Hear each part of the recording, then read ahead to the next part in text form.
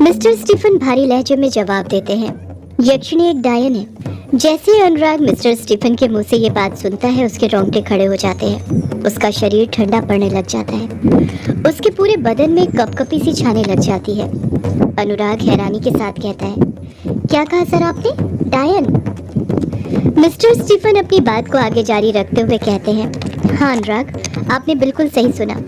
डायन जो हर अमावस्या पूर्णिमा की रात मर्दों को बहुत ही खतरनाक तरीके से अपनी हवस का शिकार बनाती है। अनुराग मिस्टर स्टीफन को ही एकटक नजर से देखते हुए कहता है, हवस का शिकार बनाती है मतलब सर? मिस्टर स्टीफन अनुराग को समझाते हुए कहते हैं, मतलब ये अनुराग की यक्षिणी हर अमावस्या पूर्णिमा की रात मर्दों के साथ संभोग करती है और उसके बाद बड़ी बेरहमी से उन्हें मार देती है। मिस्टर स्टीफन की बात सुनकर अनुराग के होश उड़ गए थे। वो कुछ बोलना तो चाहता था, लेकिन उसे समझ नहीं आ रहा था कि आखिर बोले तो क्या। उसकी बोलती बंद हो गई थी। मिस्टर स्टीफन अपनी बात को आगे जारी रखते हुए कहते हैं कि मर्दों के साथ संभोग करने के बाद भी यक्षिणी की हवस खत्म नहीं होती है, बल्कि और बढ़ती जाती है, जो सदियों से बढ़ती ही आ रही है। और वो आज भी मर्दों को अपनी हवस का शिकार बना रही है, उनके साथ संभोग कर रही है और उन्हें मार रही है। अनुराग एक लंबी आह भरते हुए कहता है, क्या कहा सर आपने? आज भी? मतलब वो यक्षिणी अभी भी मर्दों का शिकार करती है? मिस्टर स्टीफन कहते हैं, हाँ अनुराग, आज भी। और सबसे बड़ी बात, अभी बीती हुई अमावस्या को फिर किया होगा उस यक्षिणी ने किसी का शिकार। ये सुनते ही अनुराग हैरानी से सोचने लगता है कि तभी अगले ही पल मिस्टर स्टीफन अनुराग के बारे में कुछ सोचते हुए उससे पूछते हैं, अच्छा ये बताओ, जितना मुझे याद है तुम मेघालय से हो ना अनुराग? मेहंदी पठार के आसपास से? अनुराग मिस्टर स्टीफन की बातों में हामी भरते हुए कहता है, हाँ सर, बिल्कुल सही, मैं वहीं से हूँ। जब मैं यहाँ पर रहने आया था तब मैंने आपको बताया था ना, मैं मेहंदी पठार के एक छोटे से गांव बंगला मुड़ा से हूँ। वहीं पर मेरा जन्म हुआ था, मेरी परवरिश वहीं की है। वो तो मैं पढ़ने लिखने के लिए यहाँ पर आ गया ताकि पढ़ लिख कर एक दिन बड़ा लेखक बन सकूँ, अपने बंगला मुड़ा गाँव का नाम रोशन करूँ। मिस्टर स्टीफन अनुराग की बातों पर ज्यादा गौर नहीं करते हैं और अपने मुद्दे की बात पकड़ते हुए हैरानी के साथ कहते हैं, यही तो वो गाँव है अनुराग जिसके आसपास से एक नदी बहती है। क्या नाम है उस नदी का? अरे उसका नाम मुझे याद क्यों नहीं आ रहा। क्या नाम है? मिस्टर स्टीफन उस नदी का नाम याद कर पाते उससे पहले ही अनुराग बोल पड़ता है, मैं बताता हूँ। कहीं सर आप किश्नोई नदी की बात तो नहीं कर रहे? मिस्टर स्टीफन तुरंत अनुराग की बात में हामी भरते हुए कहते हैं, हाँ अनुराग, किश्नोई नदी, मैं इसी नदी की बात कर रहा था।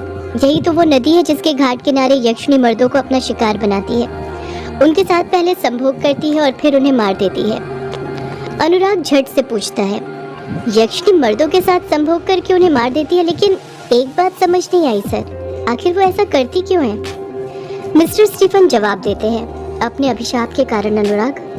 अनुराग हैरानी से अपनी दोनों भौहें ऊपर उठाते हुए कहता है, अभिशाप? कैसा अभिशाप सर? मिस्टर स्टीफन मायूसी के साथ जवाब देते हैं, वही तो मुझे नहीं पता अनुराग, पर कहते हैं यक्षिणी पहले देवी थी, पर उसे एक अभिशाप मिला था जिस कारण वो देवी से एक डायन बन गई। अभिशाप क्या था, किसने दिया था, क्यों दिया था, मुझे कुछ नहीं पता। तुमने वो कविता लिखी थी तो मुझे लगा तुम्हें पता होगा यक्षिणी के अभिशाप के बारे में, वही मैं तुमसे पूछने आया था, और तुम उल्टा मुझसे पूछ रहे हो कौन सा अभिशाप। और ऊपर से तुम तो उसी गांव के निकले जिसके घाट के पास यक्षिणी मर्दों को अपना शिकार बनाती है। अनुराग ने कुछ नहीं कहा तो मिस्टर स्टीफन अनुराग पर शक करते हुए कहते हैं, अनुराग मुझे अच्छे से सोच समझ कर बताओ, क्या सच में तुम्हें उस अभिशाप के बारे में कुछ नहीं पता? अनुराग तुरंत मिस्टर स्टीफन को अपनी बातों पर यकीन दिलाते हुए कहता है, नहीं सर, आप मेरा यकीन करिए, मुझे यक्षिणी के अभिशाप के बारे में सच में कुछ नहीं पता। सर अभिशाप तो छोड़िए, मुझे तो यक्षिणी के बारे में भी अभी आपसे पता चल रहा है कि एक डायन ऐसी भी है जो मर्दों के साथ संभोग करती है और फिर उन्हें मार देती है। पता नहीं क्या मजा आता होगा उसे मर्दों की जान लेने में, बड़ी अजीब डायन है। इससे पहले ऐसी खतरनाक डायन के बारे में मैंने कभी नहीं सुना। मिस्टर स्टीफन मुंह बनाते हुए कहते हैं, ये तो बहुत अजीब बात हुई अनुराग कि तुम उसी गांव के हो जहां पर यक्षिणी ये सब कर रही है और तुम्हें ही यक्षिणी के बारे में कुछ नहीं पता, बल्कि मुझे तक पता है। मुझे क्या, और भी बहुतों को पता है। आखिर वो यक्षिणी जो है उसे कौन नहीं जानता? अनुराग मिस्टर स्टीफन को घूरते हुए कहता है, सर एक बात बताइए, आपको यक्षिणी के बारे में कैसे पता?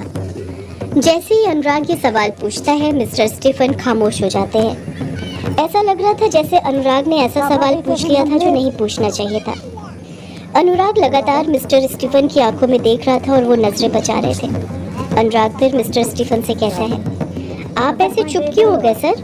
बताइए ना, आपको यक्षिनी के बारे में कैसे पता चला? मिस्टर स्टीफन पहली बार अनकंफर्टेबल हुए थे।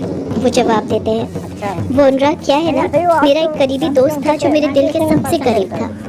वो यक्षिनी का दीवाना था। उसका ये दीवानापन यक्षिनी के लिए इतना बढ़ गया था कि मैं तुम्हें क्या बताऊं। उठते जागते वो यक्षिनी का ही नाम लेते रहता था।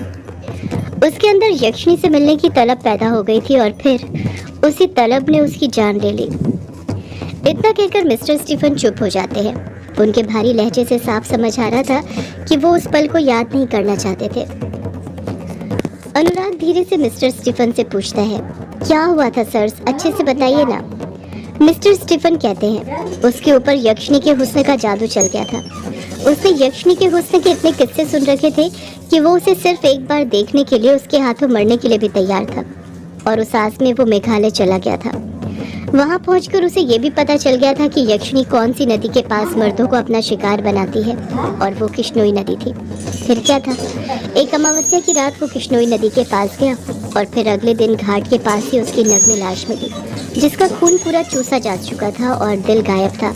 ऐसा लग रहा था जैसे किसी ने इसके साथ वो किया है जो किसी इंसान के बस की बात ही नहीं है। अनुराग हैरानी के साथ कहता है, क्या मतलब यक्षिनी सच में होती है, ये सिर्फ कहानी नहीं है?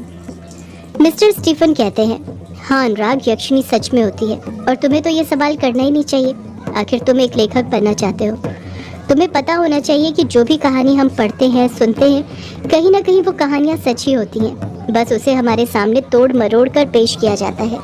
अनुराग मिस्टर स्टीफन से कुछ पूछता उससे पहले ही मिस्टर स्टीफन बोल पड़ते हैं, तुमने वो कविता लिखी थी ना जिसमें यक्षिनी के पास जुगनू रहते हैं, वो घाट पर बैठी रहती है, ये भी सच है।